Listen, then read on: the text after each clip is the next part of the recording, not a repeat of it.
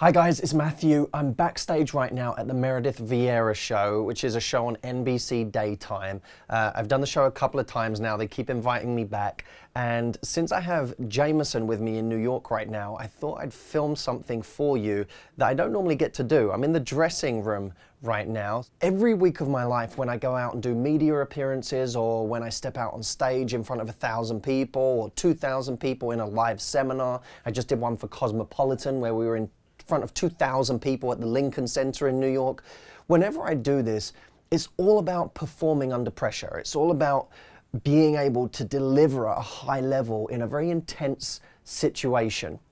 And you don't always have another chance to deliver in those situations. Sometimes you really have to nail it there and then in order to get given another opportunity that is like that one. Now, you may not be going on TV tomorrow, but you may have an interview coming up. You may have some things you want to do this year that mean that you have to deliver under pressure, whether it's approaching a guy or confronting a boss or just talking in public. Maybe you have to give a speech somewhere and you're not used to it. Maybe you have to pitch to somebody or in front of a boardroom. We all have situations in life where it's essential that we have personal impact. And I want to make sure that you have everything you need to be able to do that. So while I'm backstage here and I have a few minutes before I go out there live, I wanted to give you 3 tips that I use every single time before I go and do an interview, before I step out on stage. First, know why it is what you're about to say is so important. Know why it's important that you do this. So for example, right now I'm going to go out there and talk about a woman who's been on a date, and I'm going to have to stress why first dates are so important. Now, why is a first date so important? Because it's your advertisement for a second date, a third date, and a fourth date. If you want to get married to somebody, you have to get past the first date. So no matter how much we don't like bragging about ourselves, no matter how much we don't like that initial awkwardness of getting past the small talk to getting to know somebody, no matter how nervous we may be, that first date is crucial, because if we don't master that, we're not getting any further anyway. So for anyone who says first dates don't matter, or it's not that important, or just do whatever, don't worry about it, doesn't know what they're talking about. First dates are everything. They're the gateway to the love of your life. So if I go in knowing that, I already now am put in a certain emotional state where I go, this is important. The audience, the people who are going to be watching this show across the country and across the world, they need to know what I'm about to say. Step 2 is actually make a list of the essential points that you'd like to make. Now, writing a full script doesn't always work. Okay, I'm going to start point 2 again because someone literally just came knocking to tell us we're going to go live in a few minutes. So we're doing this under pressure right now. Point number 2 is I want you to make a list of the essential points that you need to say. So for example, me and Jameson was sat here a minute ago. I'll just pull up the file. Seating position is important, touch is important, tone is important. She wasn't using sexually charged language. I've written down a few points now. There's much more I could say. Right? That this is far from everything I could say when I get out there in the live studio. But what I want in my head are just some of the really essential points. And that's the same with a sales pitch. That's the same with going on stage. It's the same with a public speech. You'd be far better if you were giving a speech at a wedding, just thinking about the essential points you want to make and then worrying more about how you want to say them. Because how you're going to say it when you're up there is going to communicate everything. Now, the third thing is to be flexible.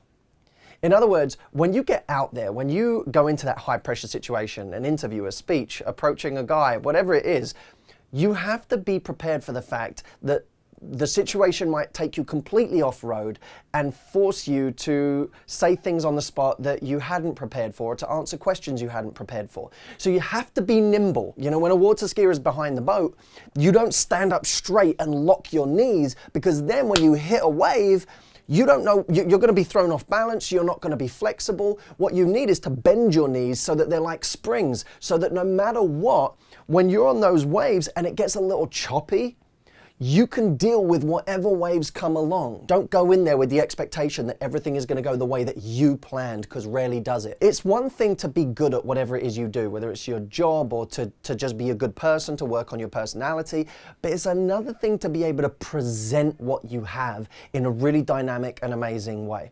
We all know that there are people who don't get what they deserve in life because they have no idea how to market themselves. And I have to be out there marketing myself every single week. And I can tell you right now that the majority of my success has come, A, from working hard, but B, from knowing how to put my best foot forward in life, in any situation, socially, publicly, in my work life, with family, understanding human dynamics and understanding how to maximize my influence in every situation. That was why, by the way, towards the end of last year, Stephen, my brother, when he heard me on Elvis Duran, one of the biggest radio shows in the United States, he wrote a document about the first 5 minutes that I was on that show, because he said, in the first 5 minutes, you won over the room.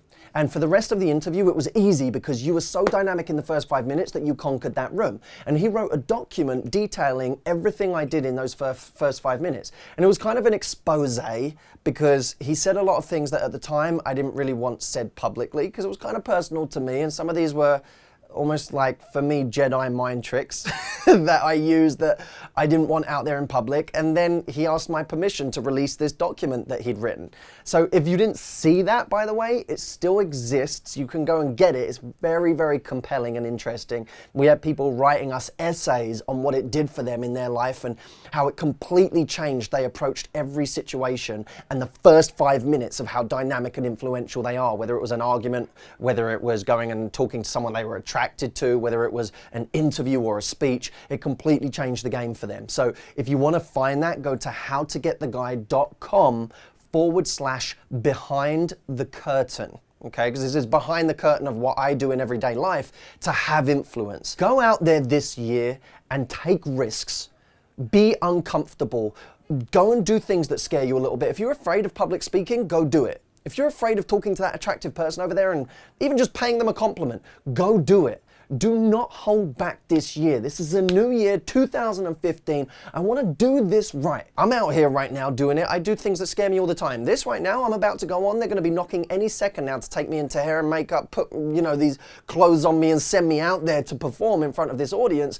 I'm nervous, right? I always get nervous, but where I don't get nervous like I did when I was a teenager and I was petrified and used to freeze. If you know, I know some of you know what that is, when you get so nervous you get paralyzed and you can't do anything. I used to have that. What got me over that and what got me to be able to manage these situations is because I learned how to be competent in having influence and having great delivery. And that's something that I really want to pass on to you, and I want to pass on everything that I've learned. So I'm here with you, I'm in the trenches, I'm doing this right now all across the world, mastering impact, and I'm getting there step by step, and I'm going to keep passing you all of my secrets along the way. But stay with me and do it with me. Make yourself uncomfortable this year. Use the 3 tips I gave you in this video and go and download that guide now. howtogettheguy.com/behind the curtain. And let me know how you get on. I'll see you soon, guys. Thank you so much. A